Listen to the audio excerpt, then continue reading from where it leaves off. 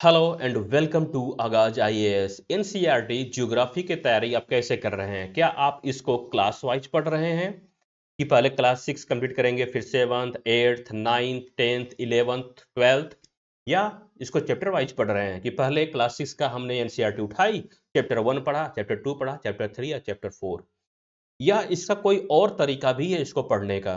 तो क्यों, आइए हम देखते हैं।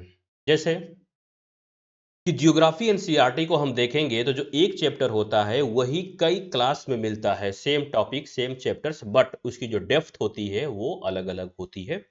डेफिनेट सी बात है कि जो इंडिया के बारे में हम क्लास 6 में पढ़ेंगे और वही यदि इंडिया के बारे में यदि हम क्लास 12 में पढ़ेंगे तो दोनों के डेप्थ में बहुत गैप होता है। तो क्या ये ऐसा नहीं हो सकता है कि हम जो डेप्थ वाली टॉपिक है उसको हम एक ही जगह पढ़ लें, न कि उसको कई जगह पे पढ़ने की अपेक्षा? इस एनसीईआरटी जियोग्राफी में मैं उसी स्ट्रेटजी की बात करने जा रहा हूं ताकि जो हमारा एफर्ट है, जो हमारा टाइम है, वो बिल्कुल हाफ हो जाए और जो आउटपुट आ रहा है एनसीईआरटी जियोग्राफी से वो भी डबल हो जाए।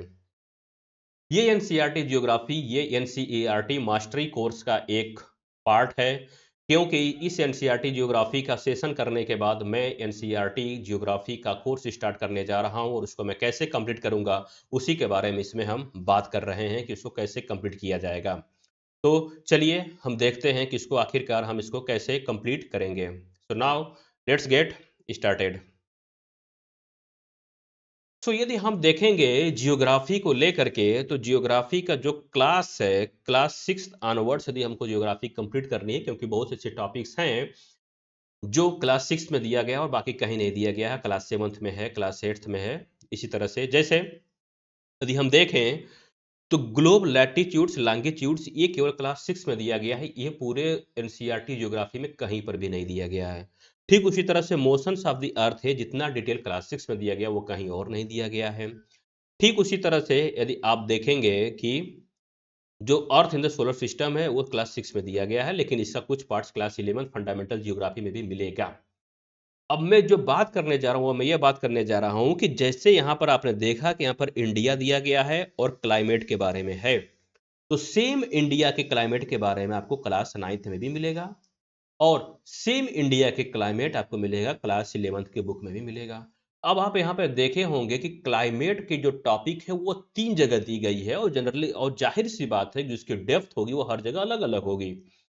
तो क्यों ना इन क्लाइमेट के जो 3 जगह दिया गया उसको हम एक ही जगह पढ़ें और पूरे डेप्थ के साथ में पढ़ लें। ठीक उसी तरह से जो यहाँ पे वेजिटेशन दिया गया है, वाइल्ड लाइफ दिया गया है, और इसको हम देखेंगे तो फिर से यहाँ पे दिया गया है vegetation wild life class 7th में है, वेजिटेशन वाइल्ड लाइफ फिर क्लास 9th में है। इसके अलावा फिर हम यहाँ देखेंगे यहाँ पर फिर से वेजिटेशन आ गया। तो इन जो सारे टॉपिक्स को, natural vegetation and wild life को हम एक ही जगह पढ़ेंगे और पूरे एनसीईआरटी को चैप्टर्स को हम एक ही जगह पे इसको हम मर्ज कर देंगे। अब इसका बेनिफिट ये होगा कि यदि हम इसको क्लास वाइज पढ़ेंगे और चैप्टर वाइज यदि इसको हम पढ़ते जाएंगे, इसे जितना ये चैप्टर दिया गया है अगर इस तरह से हम पढ़ते चले जाएंगे तो नियरली अबाउट हमारे पास 82 चैप्टर्स हो जाएंगे पढ़ने के लिए टोटल। लेकिन यदि यहाँ पर हम देखें, जैसे कि हमने बताया कि बहुत से ऐसी जो चैप्टर्स हैं, इसकी जो थीम है वो रिपीट होती रहती है, तो क्यों ना उन चैप्टर्स को हम निकाल करके उसको हम एक जगह कर लें। तो जैसे ही उसको हम एक जगह करेंगे तो जो हमारा टॉपिक होगा वो बिल्कुल कम हो जाएगा। जैसे यदि इसको मैंने इसको डिवाइड किया हुआ है जियोग्राफी एनसीईआरटी इंडेक्स के लिए, तो इसको हमने कई पार्ट्स में डिवाइड कर लिया, जैसे कि जियोमॉर्फोलॉजी में डिवाइड कर लिया है, क्लाइमेटोलॉजी में डिवाइड कर लिया, ओशिनोग्राफी में डिवाइड कर लिया है, और इंडियन जियोग्राफी और इंडिया पीपल एंड इकोनॉमी जो ह्यूमन जियोग्राफी का हिस्सा है उसमें हमने डिवाइड कर लिया 5 पार्ट्स में। अब जैसे कि जो हमारा ये कोर्स चलेगा एनसीईआरटी जियोग्राफी का, उस कोर्स में मैं इसी टॉपिक के अकॉर्डिंग पढ़ाऊंगा, ये जो टॉपिक यहाँ पे दिया गया है। ठीक, न कि चैप्टर वाइज और न ही क्लास वाइज हम नहीं पढ़ाएंगे, ये जैसे इसका पार्ट दिया गया है हम इसी तरह से पढ़ाते इसमें चले जाएंगे। ठीक, अब जैसे यहाँ पर देखेंगे origin and evolution of the earth हो गया, फिर उसके बाद इंटीरियर ऑफ द अर्थ है। ये जो सारे टॉपिक्स हैं ये सभी टॉपिक्स जियोमॉर्फोलॉजी के पार्ट्स हैं। और ये याद रखें कि जो मैंने इसका डिस्ट्रीब्यूशन किया हुआ है ये सिलेबस का, इंडेक्स का, इसमें से एक भी चैप्टर एनसीईआरटी में से छूटेगा नहीं, वो सारे चैप्टर्स कवर हो जाएंगे। बस इसको मैंने एक जगह पे इंटीग्रेट कर दिया है और इन देखो अगर सारे चैप्टर्स को यदि आप काउंट करेंगे तो ये आ जाएंगे 40 चैप्टर्स हैं टोटल। इट मीन्स कि यदि मुझको इस पूरे एनसीईआरटी जियोग्राफी को फिनिश करना हो 25 डेज में, तो नियरली अबाउट हमें 1 to 1 5 वीडियोज हमको डेली कंप्लीट करनी पड़ेगी। ठीक, क्योंकि मैं इस 40 चैप्टर्स को कंप्लीट कर रहा हूँ 40 वीडियो में, और इस 40 वीडियोज में जो पूरा जो सिलेबस होगा एनसीईआरटी जियोग्राफी का वो पूरी तरह से कंप्लीट हो जाएगा।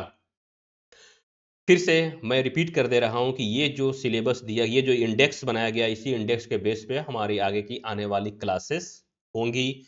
सो if you want NCERT chapter wise MCQs, PYQs, notes and completion of the course, then you must subscribe Agaz IAS. And this is my pleasure to announce that NCERT master course has been launched on Agaz IAS, and this course is going to be operational from tomorrow.